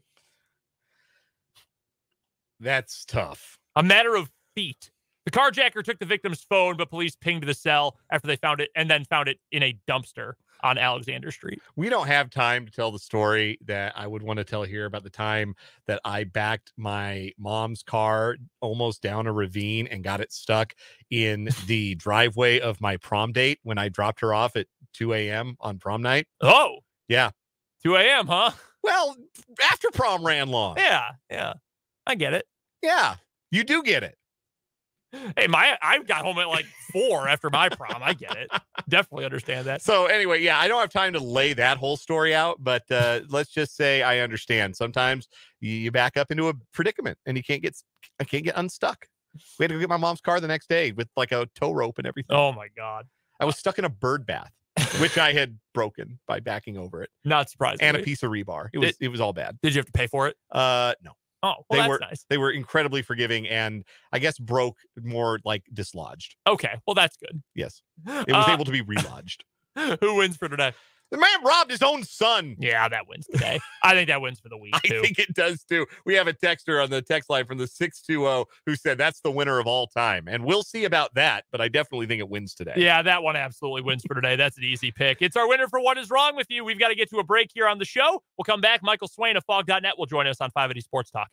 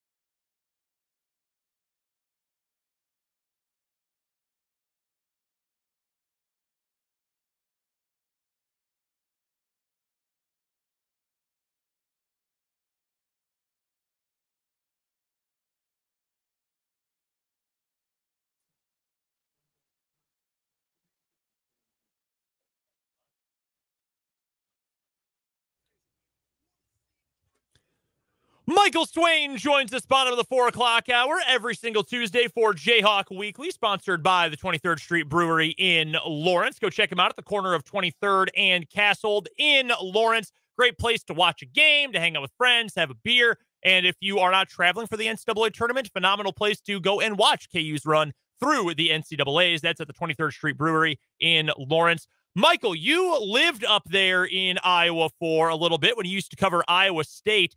Number one place anyone traveling for the tournament this weekend has to go when they visit Des Moines is what? Oh, I've got a couple here. I used to live in Des Moines too, so there's some good spots. If you like fancy food, Roca is really good, kind of in the middle of downtown Des Moines. Bubba is a good Southern comfort place, and then Fong's Pizza is very much the traditional kind of Des Moines spot that everyone loves. So I gave you 3 for 1 there. All right. No, I definitely like that. Dan and I will both be there, so we're going to need some dinner recs. Everyone has told us Fong's Pizza. My wife said that. One of our coworkers told us that is apparently like the go-to spot. I'm all in. I wrote them down, everything. Yeah, Fong's is great. They've got good pizza. Like, it's all different style. Like, got crab rangoon pizza. They're good with groups. So if you go with 4 or 5 people, they'll be able to accommodate. So that's really a one that I know will be pretty packed this week. To me, that's absurd. Crab rangoon pizza, things of that nature. It's so good. Michael, let's get to the Kansas Jayhawks and their draw for the NCAA tournament. It's been a couple of days, so we can fully digest almost a full 48 hours since the selection show, and we found out KU is not going to the Midwest. They're going to the West instead. Do you think the committee got it right bumping KU out of the KC region? To some degree, yes, I can understand it, but man, Chris Reynolds did not do himself or the committee any favors by what he had to say. It would have been better if they just didn't even address it, right? Because the reason that they gave were pretty wishy-washy, trying to talk about, margin of defeat. Like, when was that ever mentioned this year as a big reason why Kansas did not get the Midwest and was seeded under Houston? Now, they could have just done it and said, hey, KU lost by double digits twice in the span of 8 days. And I think KU fans would come back and probably argue that, hey, when you go on the road to play Texas and Austin and you've already wrapped up the Big 12 title, the motivation maybe isn't there. And you saw what the game was like when there was motivation for KU, right? You think about Big Monday, the way that KU played the bench, everyone. And then obviously Big 12 title game in Kansas City, you don't have Kevin McCullough. And so I think you can make arguments for why those results happen, but the results still happen. And I think that the committee can have reasons to think that, hey, is KU even the best team in the Big 12? Right? They lost to Texas twice by that margin. But I think overall, the reasoning given does not line up with maybe the decision making, because it just points to things that were not talked about all year, right? What was talked about all year? Well, quadrant 1 wins, strength of schedule, things that were in KU's favor. And then when the committee goes another way, they can do whatever they want, but it doesn't really line up with what I think we heard about from the committee the first time they talked and just throughout the course of the season. It's sort of a weird bracket overall. We'll talk about KU's matchups and some other thoughts on the overall tournament in just a minute, Michael. But you look at some of the teams who did make it, some of the teams who didn't, teams who are in the play-in or maybe weren't even close to the play-in. It's just sort of an uneven bracket in general compared to many years. But the one thing that stands out, Dan brought this up on the show yesterday, and you just mentioned it now. Why do quad 2s matter all of a sudden? And I know that it's a rhetorical question because you just laid it out, but like, that's not even anything that anyone could argue going into that. Like, anyone who thought, no, KU should be in a different region than the Midwest going into the day, nobody making that argument brought up that rationalization. I have no idea where that even came from. No, it's right. You think about it. It's like, all those hard games you played and you won a lot of them. You lost some of them, mostly on the road, but those hard games you played, you won a lot of them. But this team, they played a lot of like kind of hard games and won a lot of them. Like, it just doesn't make sense to all of a sudden bring it in and try and add it up when, Houston's quad 1 and quad 2, resume, if you will, is what KU's quad 1 resume looks like. And so it's just fascinating. And I think too, if you want to get into like, the net and stuff, sure, Houston's number 1 overall, great. But again, you look at the strength of schedule and you could say, well, how much stat padding, quote unquote, is there? And I don't see KU changing their schedule long term, because I think they'll continue to try and be number 1 in strength of schedule every year, like they have for the past so many years. But I think if it probably would make them think too, like, wow, would it be worth it to maybe have a couple more cupcakes that you can go and blow out by a bajillion points to maybe boost your net ranking, if that's the path the committee wants to go. And who knows, because they seem to be changing the criteria every year. Michael Swain of Fog.net and 24/7 Sports is our guest. This is Jayhawk Weekly, presented by the 23rd Street Brewery in Lawrence. It will be an outstanding place. The joint will be jumping when KU is playing in the NCAA tournament on Thursday. Thursday afternoon, and I'm sure it will be packed for all of the tournament games. A great place to watch them enjoy food and fun at the 23rd Street Brewery in Lawrence. Michael, Texas has handed Kansas a couple of sizable defeats over the last week and change. 2 of Kansas's last 4 games, one-sided defeats at the hands of the Texas Longhorns. What has Texas done to limit Kansas's offense? Is it something schematically that they have done? Is it something that Kansas hasn't been able to do? Is there even a commonality between the loss in Austin 2 Saturdays ago and the loss at the T-Mobile Center this past Saturday? Well, I think you got to look at Kansas, right? Like, what's kind of the Achilles heel or the pressure points for KU? If you're really athletic on the wing and you can really guard the actions that Kansas has, which relies a lot on ball movement, pick and roll, moving the defense to create driving lanes, right? If you have the athletes on the perimeter to slow that down, and you've also got 3 guards for 2 spots like they do, you think about Marcus Carr, Tyrese Hunter, and then Serge Rice, you've got 3 guys there that can fill those 2 spots, and they can go all out guarding DeJuan Harris when they're on the floor. And we've seen what this KU offense looks like when DeJuan Harris gets in a funk. And, man, he was in a big funk on Saturday evening in Kansas City, right?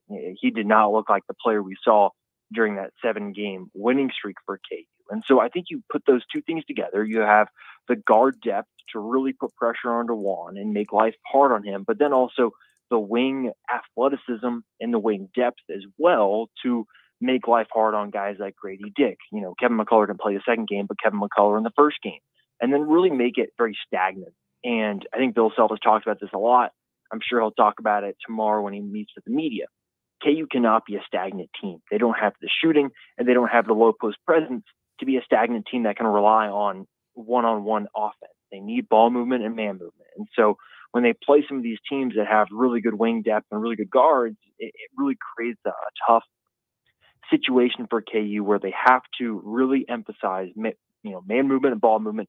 And that's really hard to do when you've got guys on the other side that are just as good or maybe even a little bit more athletic than you are. As you look at the West region where Kansas was earned the number one seed, and on paper might be one of the hardest regions, certainly this year and maybe of all time, according to certain metrics. Which one team do you think stands out as the worst possible matchup for Kansas on paper? That's a really good question because, honestly, I look at the Sweet 16 games and say that you play UConn or St. Mary's, and, man, that's tough. St. Mary's plays such a weird style in contrast to what KU's played most of the year, where they are so slow, snail's pace. And KU is not like that. KU cannot execute in the half court like that 2020 team could, where you could just say, all right, we're going to play a half court game and we're going to outscore the other team. Now you look at it and say, okay, well, what's the matchup going to be with St. Mary's? Well, they're going to go slow, and then KU is going to have to go slow too because they're going to dictate the tempo. That's tough. Well, then UConn also has the size inside that I think can give KU some trouble, right? Adama Sanogo is really, really good, right? Shoots over 60% from 2. I think he shoots about 37% from 3 on about an attempt and a half per game. That's tough. They score a lot of points. I think those 2 teams would be really tough matchups. Now, if you want to flip to KU side, right, I think you think about it like this. KU would have 6 days, 5 days to prep, right? You think about wrapping up on Sunday, playing it on Thursday. 5 days, yeah. Being able to prep, right? That's big for Bill Self, right? His record in the Sweet 16 is really good. So I think that the 2 toughest matchups come in terms of the timing of the games that fit really well with KU because I look at UCLA, right? They're going to miss one of their guards. That's a big deal. They haven't played as well, right? Lost to Arizona, I believe, in the Pac-12 title game or Pac-12 title game.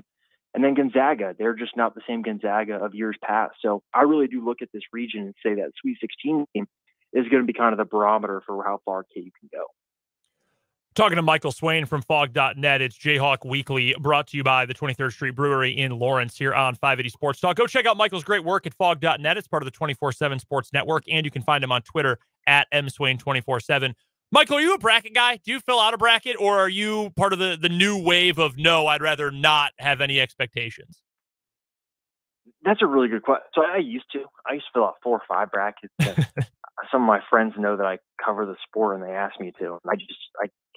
I'm just so wrong. Like I fill out brackets and I'm like, I should know this stuff. And watching college basketball year, and I just don't. So I've kind of moved away from it. I'm like, I'm just going to enjoy the games. And if they're good games, I'll watch them. And if they're not, I'll turn them off and move on to the next one. So I've kind of moved on from the brackets, as weird as it say, considering, I cover the sport. No, that is the part about you cover the sport and people then ask you about it all the time is wildly relatable. I can understand that 100%. I've had somebody offer me a percentage of their winnings if I'll fill out their bracket. And I say, you're not going to be winning anything if you let me do it. No, it's not going to work out well. But looking at the entire bracket overall, because I'm sure you've at least taken a peek at it at this point, Michael, for the Big 12 teams, who do you think got the best and who do you think got the worst draw outside of Kansas? I think we all pretty much agree KU's got a tough road ahead. You know, I don't necessarily hate K-State's draw. And I think here's a really interesting angle, at least from my perspective, right? K-State, I think when they play really well and don't obviously turn the ball over, that's huge for them, right? They're really hard to beat because they've got kind of what you need in March.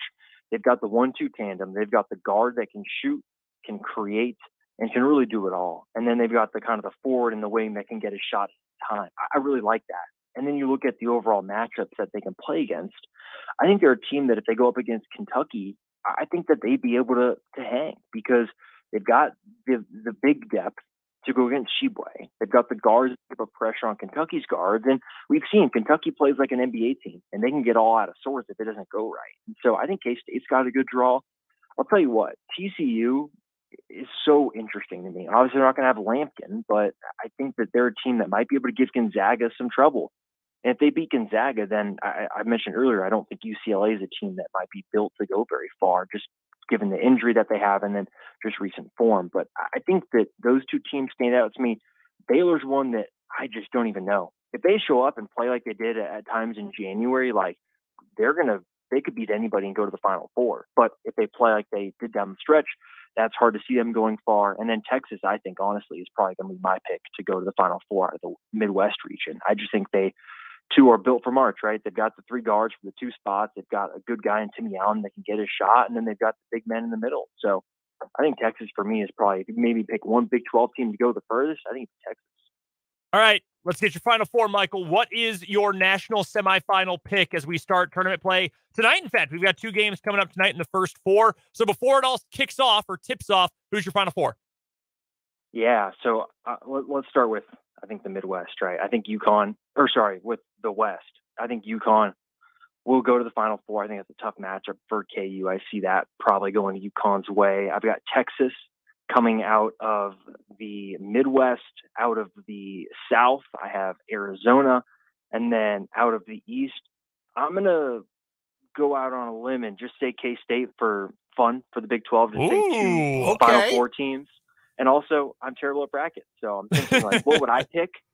And what I would usually pick is not right. So I'm going to pick with what I don't think will happen. So I'm going to say K-State, some reverse psychology. I like that. I like that a whole lot. You'll be able to catch all of Michael Swain's great coverage of the Kansas Jayhawks in the NCAA tournament over at fog.net. It's part of the 24/7 Sports Network. You can follow him on Twitter as well at mswain247. And he joins us for the 23rd Street Brewery Jayhawk Weekly every Tuesday here on 580 Sports Talk. Michael, thank you so much for the time, and we will see you in Des Moines tomorrow. Awesome. Sounds great, guys. That is Michael Swain from fog.net. And that is going to do that for the 4 o'clock hour of 580 Sports Talk. Some new breaking news from around the NFL coming out, and I don't just mean that we have an official time for when Aaron Rodgers will get traded tomorrow, but that has been made official as well. 1 o'clock on the Pat McAfee show. Of course he's going to do it on the Pat McAfee show. Yeah, that only way it could happen. It is very poetic in an unfortunate way. But plenty of other news from around the NFL. A big name from the Super Bowl runners-up is returning. Also, why might it take a while for Orlando Brown to get signed? We'll touch on that in our headlines.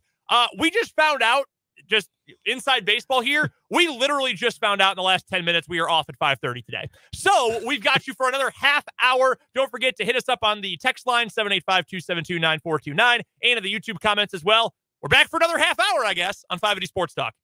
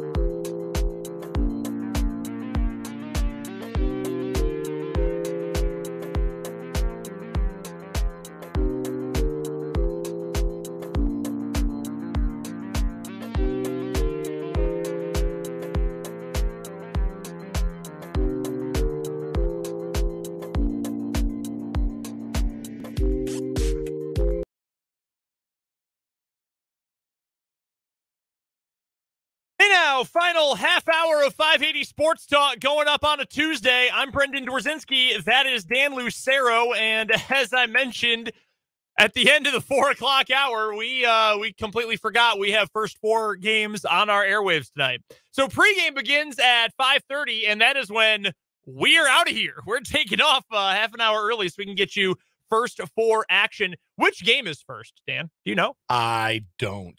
Isn't it usually the 16s play first? It should be. I just hate that they're involved in the first 4 at all. I was saying that to my wife the other day. It sucks for them. And yes, it will be SEMO versus Corpus Christi coming up at 5:40. So it's just 10 minutes of pregame, then tip. SEMO and Texas A&M closed captioning. And then Texas A&M Karsten Charles Sabathia. That's a great Wheel of Fortune before and after puzzle. Texas A&M CC Winans. What is Texas A&M CC Sabathia? That's it. Sadly, you solved the puzzle with no money, so you get $1,000. Prize puzzle, you're going to Aruba. The second game tonight at 8:10, Pitt versus Mississippi State. Real quick, since we don't have a segment now to do picks, I feel really dumb for not realizing this. Like, I should be on top of that. It's both of us. It's both of us. Yeah, we get 30 minutes out. We get to go watch these games. Yeah, that's true. That's very true. It's a nice little bonus for us. And you guys get to go listen or watch, too. So there you go. Works out for everyone. Give me your picks. Texas A&M, Corpus Christi versus SEMO in game 1. I'm going to go with Tamkaka. I'm going to go with them. I'm going with them. They lost in this round to Texas Southern last year.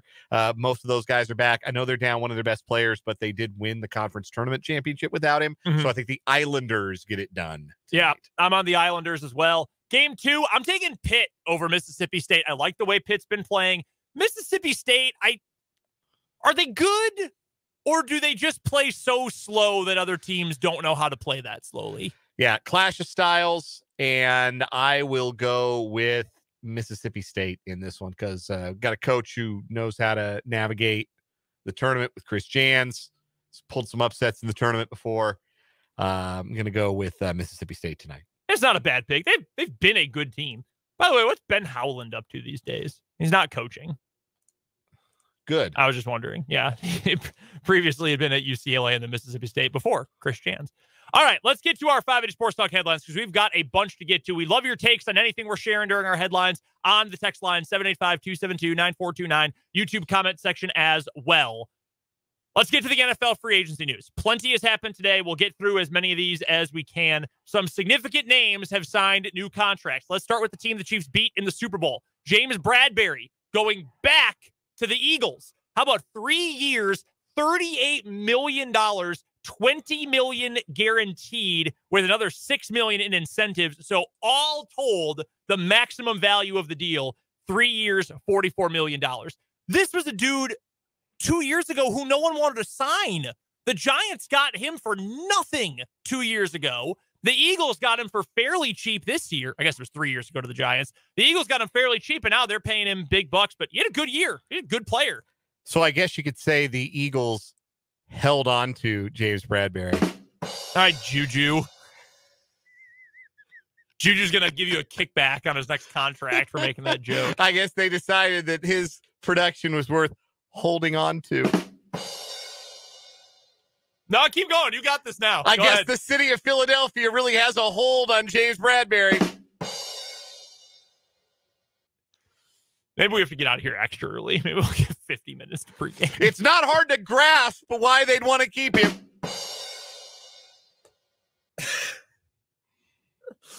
Jake LeBon joining me this hour of 580 Sports Talk, apparently. I'm done, by the way. I'm done. I'm done with that. I turned off the slider, everything. So James Bradberry, he is going to return to the Eagles. That is according to Adam Schefter, among others. Other news that has come out recently, just saw this a moment ago. We had running back news. Where did it go? It was literally right in front of me. You talking about Rashad Penny? No, but we can get to Rashad Penny. Rashad Penny is going to Philly. Yes, the Eagles are signing former Seahawk running back Rashad Penny, who was really good when he was on the field, which was not quite often enough. So he will head to the Eagles. It's also very funny. The Eagles never throw to their running backs, and Rashad Penny is not a pass catching threat. So on paper, he's a perfect fit. That would seem to mean the Eagles are going to move on from Miles Sanders, who posted a heartfelt goodbye to Philadelphia and the Eagles on his social media earlier today. So looks like out with Miles Sanders, in with Rashad Penny in Philadelphia. Sanders is an interesting piece to me. Is he good, or is he just kind of there? Did he fit the system well, or is he a good player? I really don't know. The running back I was thinking of is Samaje Perine. He is headed to the Broncos, leaving the Bengals. Really? I completely missed that. This is from Mike Garafolo. Broncos agreed to terms with former Bengal running back Samaje Perine. 2 years, $7.5 million with another $1 million in incentives. That's actually not a bad deal for one of the best pass protectors in the league. Yeah. And if they're going to do everything they can to not let Russell Wilson get sacked, might as well go get a great pass protector. So I can understand that one. Also, the Carolina Panthers have found their new veteran backup quarterback as Andy Dalton. He will go back up either Bryce Young or CJ Stroud, whoever the Panthers take with the number 1 overall pick. I heard the other day, or I guess it was yesterday, that they're actually more interested in Stroud than Young. Interesting.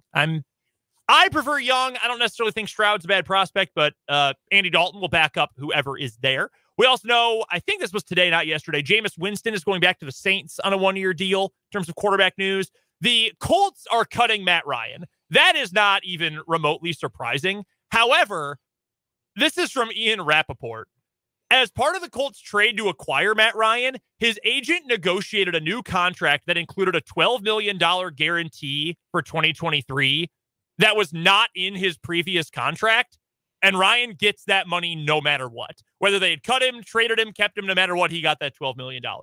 Lamar Jackson, get an agent. Matt Ryan's got him a free $12 million for nothing. For like 2/3 of a crappy season and then getting cut, got him $12 million guaranteed. Get an agent, Lamar, please, for your own sake. Other news from around the NFL today, we do know that Alan Lazard has signed with the Jets. He's going to get a 4-year deal, max value $44 million. $22 million is fully guaranteed.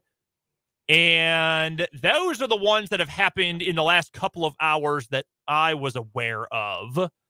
We also know that Cowboys receiver Noah Brown is leaving Dallas. He's going to Houston. $2.6 million for 1 year. I actually kind of like that for Houston. Noah Brown's an okay player. It's nothing great, but I actually kind of like that for them. Yeah. Let me see. Were there any others that were notable for today? Did I miss any? Eagles are losing another linebacker, Kaiser White, signing with the Arizona Cardinals. So that's TJ Edwards gone off of that defense. Marcus Epps gone from that defense. Now Kaiser White gone from that defense. None of those guys you'd call necessarily superstars, but, contributors, cogs in the machine of what was a pretty outstanding defense. We broke this. We had this breaking news at the top of last hour. The Indianapolis Colts are trading cornerback Stephon Gilmore to the Dallas Cowboys. All they're getting back is a 5th-round compensatory pick. So that's end of the 5th round. We're getting close to like around pick 200 or so with that. I'm surprised that that's all they got, or for that price that they ended up giving him up at all. And I think that mostly... the Buccaneers are also bringing back Jamel Dean at cornerback. That's a good keep for them. I thought he was going to get some decent money in the free agent market. The Buccaneers also trading a starting offensive lineman. Shaq Mason is going to the Texans. I missed that. Yeah. Shaq Mason being traded to the Texans. That's probably good for... I kind of like what the Texans have done this offseason. Nothing flashy, but they should be respectable with probably either CJ Stroud or Bryce Young, whoever the Panthers don't sign in Jimmy Ward. That'll help their secondary. Yep. Bringing in Case Keenum, pretty solid backup. Certainly, I think better than any of the quarterbacks they had in their roster last year, and should be a good veteran mentor to whoever they draft. Yeah, like they've had a pretty solid offseason so far. Yeah, so they feel like a real team for the first time in like 3-4 years. They do. I think DeMeco Ryans is going to do a good job there. I really do. Their ownership stinks, which never helps, but I really do think that DeMeco Ryans was a great choice for their head coach. I think that pretty much covers it. We also know Aaron Rodgers is going to announce that he's being traded tomorrow afternoon. Yes. Right around noon Central Time. On the Pat McAfee program. Yes. So if you're into that kind of thing, that's where you can find it. I am not going to watch it. I'm not going to do it. Don't blame you. Like, I know it's happening. I have mentally moved on. I will have no ill will toward the guy, but I don't want to be sad, and it'll make me sad. So I'm just not going to bother. First headline for me, we had somebody ask us about this in the YouTube comments. So, Matt, I'm going to get to it. The World Baseball Classic continues, and last night was a good night for Team USA as they rebounded from their spanking they took at the hands of Mexico just one night before and beat the Putin out of those boys from up north, Canada. 12-1 in 7 innings. Yes, the mercy rule was invoked with the United States leading by 11 after 7 innings of play. Team USA scored 9 runs in the first inning off of a child, a 19-year-old who was getting the start for Canada. You could not help but feel bad for her. Saying off of a child sounds so mean. Well, it wasn't very nice what they did to him. Like, he gave up a leadoff hit to Mookie Betts, walked the next 2 guys, then Nolan Arenado doubled. Then I think there were a lot more hits after that. They all kind of started to bleed together after that. But the United States now 2-1 in Pool C, along with Canada, who bounced back today and shut out Colombia 5-0. So right now in Pool C, Canada and the United States are 2-1. Mexico 1-1. They play Great Britain tonight, who is 1-2. What this all means for the United States is that a win over Colombia tomorrow will advance Team USA through to the semifinal round, and they got a chance to win the group. If Canada beats Mexico, then the United States if they beat Colombia, the United States win the group because they beat Canada head-to-head. So big Pool D game tonight. The Dominican Republic needs a win. They take on Israel. Both teams 1-1 in Pool D. Everybody chasing Venezuela 3-0 in the pool. They beat Nicaragua earlier today 4-1. Nobody is having more fun at this event than Salvador Perez. I would believe that. That sounds about right. Salvi is having a blast. He is the heart and the soul of a really fun and really good Venezuela team. All the talk about Pool D was about the Dominican Republic, and they do. They have a stacked lineup. Mm-hmm.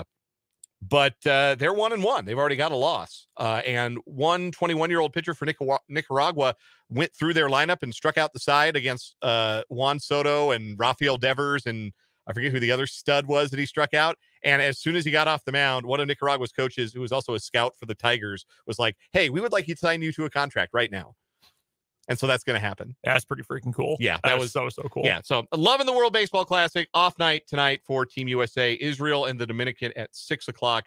Great Britain and Mexico at 9. If you're inclined to watch it on television tonight. Is the U.S. going to beat Colombia? Yes, I think we will handle Colombia no problem. We got an extra day to rest our bullpen. We can use our good pitchers such as they are. Shout out to Lance Lynn. We needed that outing last night. I say we, Team USA. Team USA, that can be a we. Yeah, that's we. We needed that. We needed somebody to step up, and Lance Lynn went out there and gave us 5 innings. That was big time. I saw someone with a really funny tweet about Lance Lynn last night. I don't remember what it was. I just called him the big something. I really can't remember what it was. It was very funny.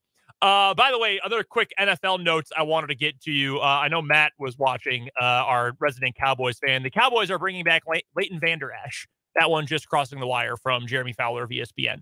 Also, this I wanted to touch on from NFL Live on ESPN today.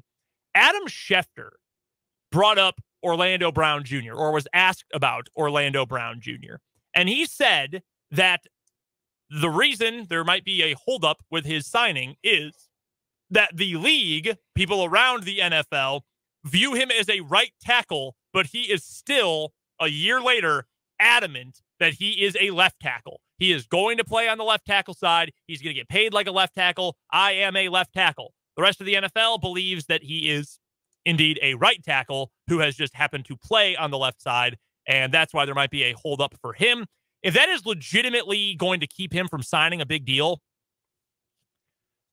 I don't know. I mean, if that's what you want to do, I have a hard time saying you're an idiot for doing what you want to do. I would hate for someone to come up and say, oh, well, you're an idiot for being a radio host. You should go work in an office somewhere. I would say, no, that sucks. Why would you tell me that? But by the same token, like, dude, you're going to cost yourself millions here. You're going to cost yourself a lot of money. Maybe you shouldn't just hire some rando dude who's never represented a player before to be your agent. Just a thought. Like, agents are slimy. Agents are kind of gross in a way, but also they get you a lot of money and they get you jobs. And more often than not, they have your best interest in mind. I imagine that Orlando Brown's first-time agent has his best interest in mind. I also don't think he knows what he's doing. I don't think he did last year, and I don't think he does this year either. That's a bad spot to be in if you're Orlando Brown.